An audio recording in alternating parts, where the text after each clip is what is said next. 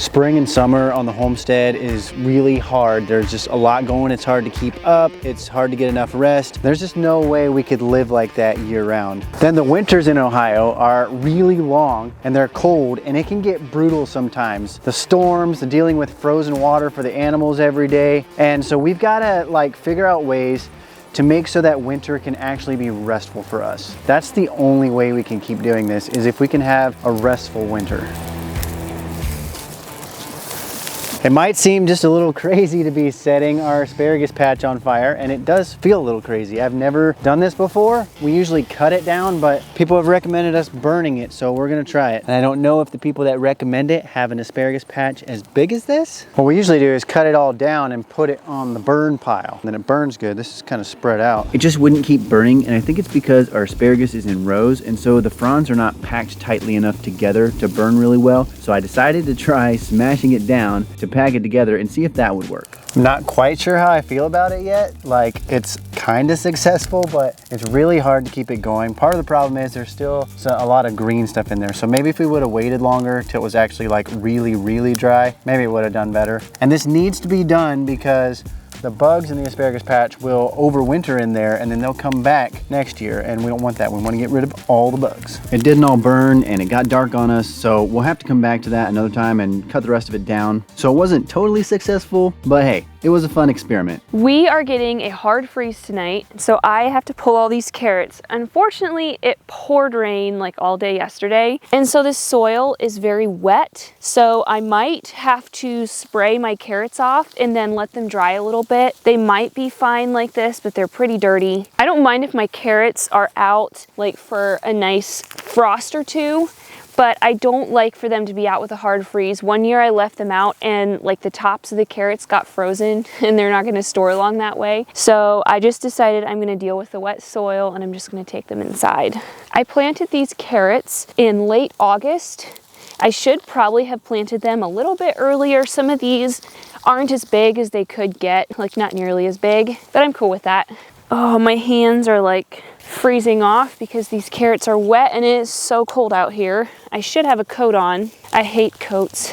Thank you to Birch for sponsoring this video. It's awesome companies like this that are making it possible for us to keep making these videos. And I really want to tell you about what they're doing. So I'll do that real quick and we'll get right back to Michelle and her carrots. The Birch mattress is made with organic and natural materials that have been sustainably sourced. So they're free from polyurethane foams, which can cause dangerous off-gassing, and they don't have any fiberglass in them, which can also be really harmful for your health. Other companies use fiberglass as a flame retardant, but Birch uses 100% organic wool, which is naturally flame resistant. Think about it. We spend a third of our lives sleeping in our bed, so we really don't want to be breathing in those toxic chemicals while we're sleeping. We got the Birch Luxe Natural Mattress. It's an upgraded version of their original Birch Natural Mattress, which was actually just awarded the best mattress of 2023 by US News out of over 340 mattresses and hours of in-person expert testing. Michelle was worried about getting a new mattress because she has back issues, and that hasn't been a problem at all. And actually, she's been sleeping so much better on this mattress. It's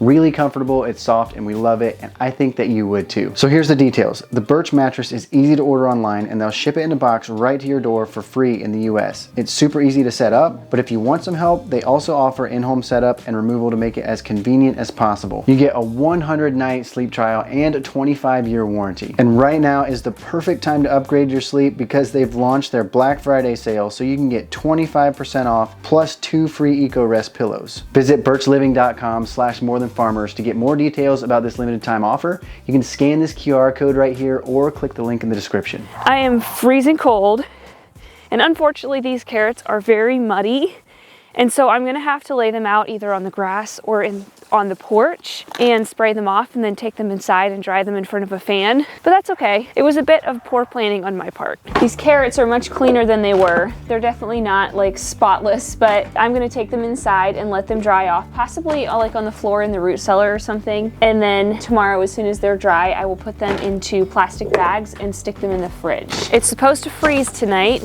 I think the temp is supposed to get down to like 26. So I'm going to put windows over these raised beds. These windows allow light in and they act like a refrigerator for these greens. I don't have a ton of greens, but we want to use what's here, so we may as well put the windows over, and we will have cilantro for quite a long time this winter.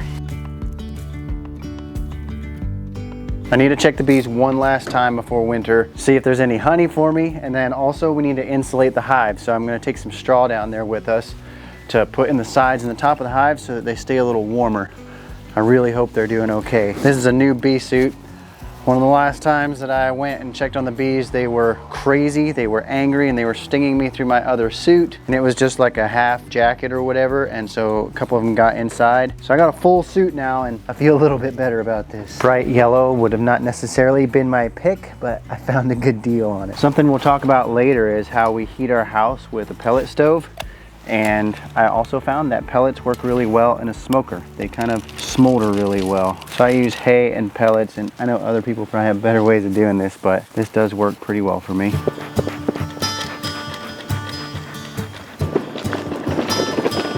Well, it's warm enough that at least some of them are flying around, these first two hives, but I'm not seeing anything at that last hive, which is a little scary. Rather than dragging you through the whole process, let me just give you an overview of what happened. I checked all 3 hives and I was pretty disappointed. There were no bees in the first hive and looks like there was some kind of, I don't know if it's like wax moth or what, and then the mice took over. This hive is definitely a goner. So I'm not gonna try to mess with anything right now because I need to get to those before it gets dark. I'll have to clean this thing up later. There were a few bees left in the second hive, but the frames were all destroyed and it was loaded with wax moth larvae. After all that disappointment, the last hive was full of healthy bees. This is the last frame in the hive, and there's comb on it, so that means they've been working. No wax moth larvae and lots of honey. I removed a few of the frames, including one almost full of honey, and I insulated the hive for the winter. I'll have to get back to cleaning out the other 2 hives later because it's getting dark. It's time to get inside.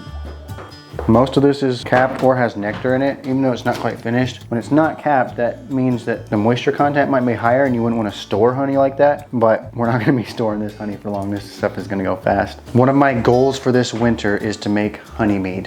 It was my goal for last winter and I never got it done, but I got all the equipment for it, and so I would really like to make it this winter, and it would have been fun to make it with our own honey, but obviously this is not going to be enough. Since we haven't actually been getting honey harvests yet, I haven't gotten any honey harvesting equipment, but this actually works pretty good. You just have to squeeze all the honey out of here, and then we'll probably let it drip out overnight yet then too. We often get questions and comments about like what we do in disasters or like for disaster preparedness. A lot of time it has to do with food, but one of the biggest things that you need during the winter is heat. Here in Ohio at least, where it gets really cold. And first off, we are not off grid. The main source of heat in our house is electric heat, but we have this pellet stove. And there's a couple reasons that we got this pellet stove. One is we do like winter to be nice and cozy, and it is cozy to have a fire going in the living room. But the other reason is because it takes very little electricity. So we had been thinking of getting a wood stove when we first built our house, but we just felt like it would be too much work at the stage of life we were in to do all the wood chopping and everything. With the cost of pellets, it's not actually like a lot cheaper than electric heat, but in the event of a power outage or whatever, we do have a backup generator that would easily run this thing for days without a problem, and we'd be able to have heat. For us, part of preparing for the winter is preparing now for next spring. Spring can get really hectic if we don't have all of our ducks in a row. So a few of the things that we like to do now to prepare for next spring is cutting down the asparagus, also composting the garden and the raised beds so that everything's ready for planting in the spring. And one of the biggest, most important things for us is leaves. You can see here, we have these massive piles of leaves that a local lawn service dropped off for us. Oh, and by the way, if you are near the west side of Columbus, Ohio, and you need a good lawn care service, give these guys a call. We use tons of leaves to mulch our garden. They really keep the soil nice and cool during the heat of the summer, and they really make so that we don't have to water as much, and they also keep the weeds down so well. I used to use paper and straw. We switched to leaves and I can't go back. Wherever you're located, you can ask your local lawn service if they would drop leaves off. They shred them already and they need a place to drop them, so often they'll do it for free. We've had our chickens up here on this garden for a while because we put some piles of compost here that we wanted them to spread out, and we wanted them to knock down the weeds, and they've done a pretty good job.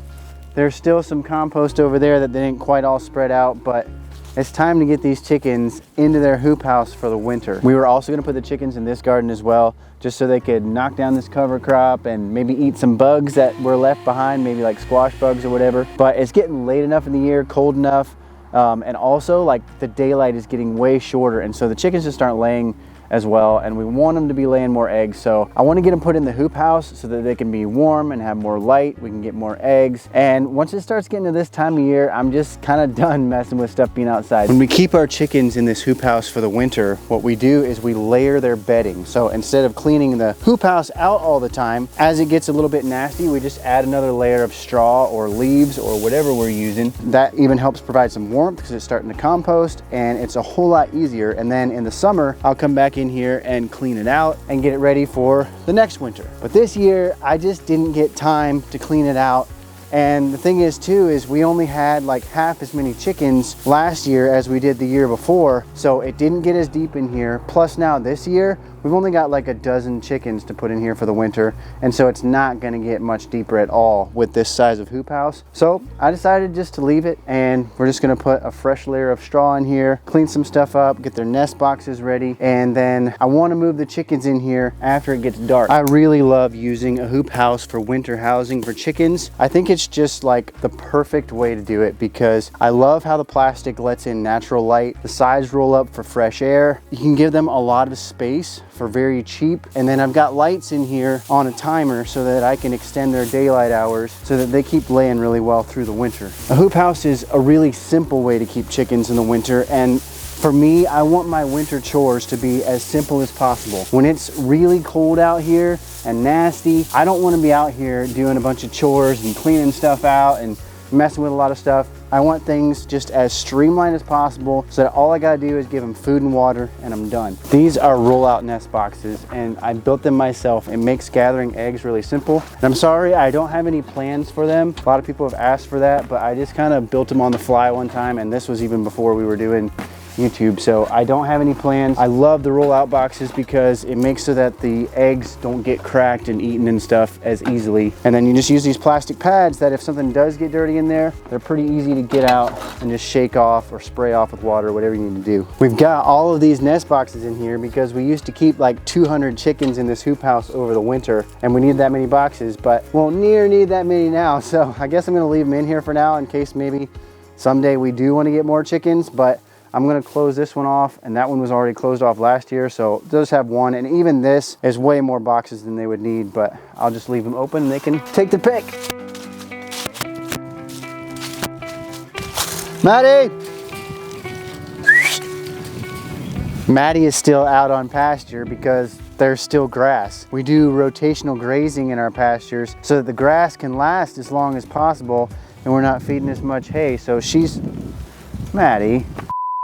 So for now, she's dry, she's not milking, but she's due to have a calf in just under a month. So we want to definitely have her up at the barn before she's ready to calve. But until then, she's back here eating grass and enjoying the sunshine. Once I'm done having her out on the pasture, I'll bring her up to the barn and she'll have this shed area. And then also that small pasture area right there. I have one paddock fenced off that I have her in, give her access to over the winter just so she has some space. And then she'll also have this stall back here when it gets really cold so that she's got even more shelter. But for most of the winter, honestly, this shed right here is about all she needs just to keep her out of the wind mostly. But cows are really tough and they just don't need an amazing, incredible, big, cozy barn or anything like that. Even sometimes during snowstorms and stuff, they've got access to this stall where it's warmer and they'll be out in the snow and stuff anyways. One thing I am a little more worried about this year though is that Maddie's calf is due at the beginning of December. So we're gonna have a young calf going into winter.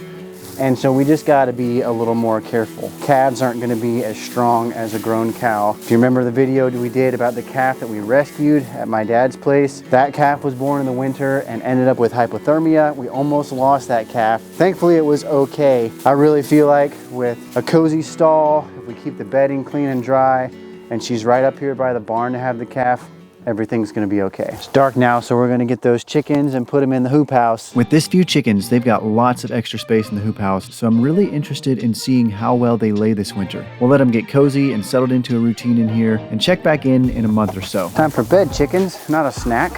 Okay, we're ready for winter.